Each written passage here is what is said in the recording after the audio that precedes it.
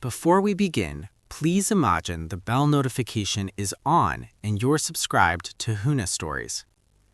The evening began like any other corporate celebration.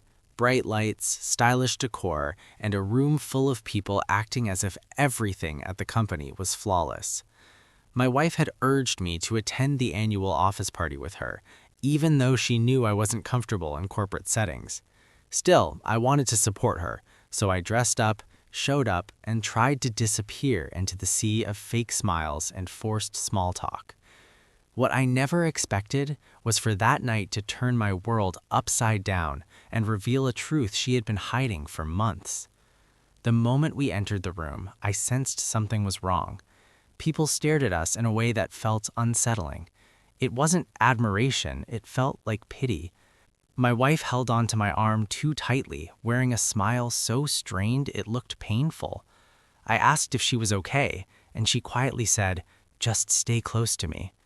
She had never said that before, and immediately a silent warning echoed in my mind. Something was very wrong. As the party continued, I noticed her boss, Mark, a man I only knew by name, lingering around her constantly.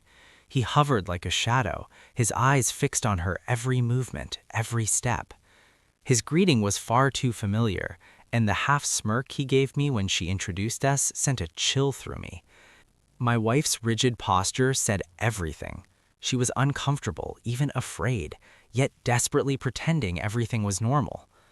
As the night went on, I realized something even more disturbing. The other employees knew. I caught the exchanged glances whenever Mark passed by her.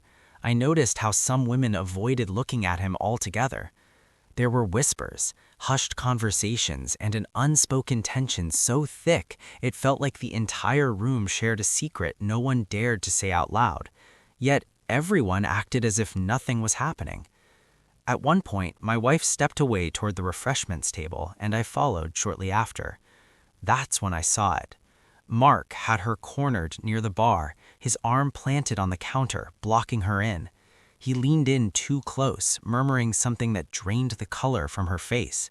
She tried to move away, but he stopped her, laughing softly as if her discomfort amused him. My fists tightened. The calm, respectful husband inside me tried to breathe, but the protective husband was seconds from losing control. I walked toward them slowly, deliberately, giving him a chance to step away. He didn't. Instead, he placed his hand on her waist. In that instance, something inside me snapped, not in anger, but in clear, steady resolve. I reached them, gripped Mark's wrist, and said calmly enough to make him flinch, "Take your hand off my wife now." Every conversation stopped. Heads turned. The music faded into meaningless noise. Mark straightened, wearing a smug grin. "Relax," he said loudly. "We're just having fun." But when his eyes met my wife's terrified stare, the lie was unmistakable. I stepped between them and said, "You call it fun, she calls it harassment, and it ends here tonight." The silence grew heavy. Guests exchanged stunned looks, shocked that someone had finally spoken out. Then came the moment no one expected. My wife, shaking, whispered, "This isn't the first time." Her words hit the room like an explosion.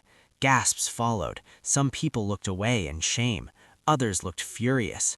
All eyes turned to Mark as his smug expression collapsed. He tried to deny it, stumbling over excuses about jokes and misunderstandings, but no one believed him anymore. The mask was gone. I turned to the room and asked evenly, "How many of you have seen him act like this? How many of you stayed quiet because you were afraid of losing your jobs?" Hands lowered, heads bowed. One woman whispered, "All of us." Another said softly, "He's been doing this for years." Then the silence broke. Stories poured out one after another. Mark tried to shout over them, insisting on his innocence, but no one listened. Courage spread quickly, as if my wife's quiet truth had unlocked something everyone had been holding inside. The party transformed into something else entirely. Mark, once powerful, now stood exposed and cornered. Then something unexpected happened.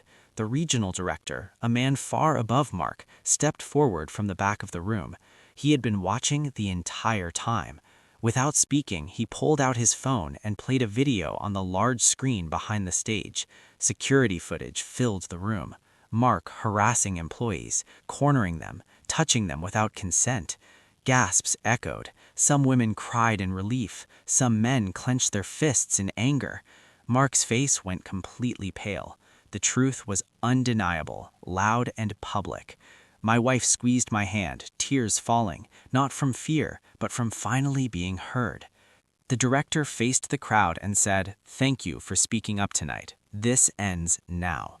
Then he turned to security and ordered, "Remove him from the premises." Mark resisted, but security escorted him out as the room fell into a heavy, emotional silence. Employees gathered around my wife, thanking her, comforting her. I wrapped my arm around her, and for the first time in months, maybe years, I watched her breathe freely. She whispered, "I was so scared. I didn't know how to tell you." I held her close and said, "You never had to face this alone. Not while I'm here." The party never continued. Instead, it became a space for healing. People spoke openly, shared stories, and supported one another. And when we finally walked out together, hand in hand, the entire office looked at her differently. She wasn't just an employee anymore. She was the one who sparked change. And I realized that sometimes protecting someone isn't about fists or force. It's about standing firm with truth, calm strength, and courage powerful enough to shake an entire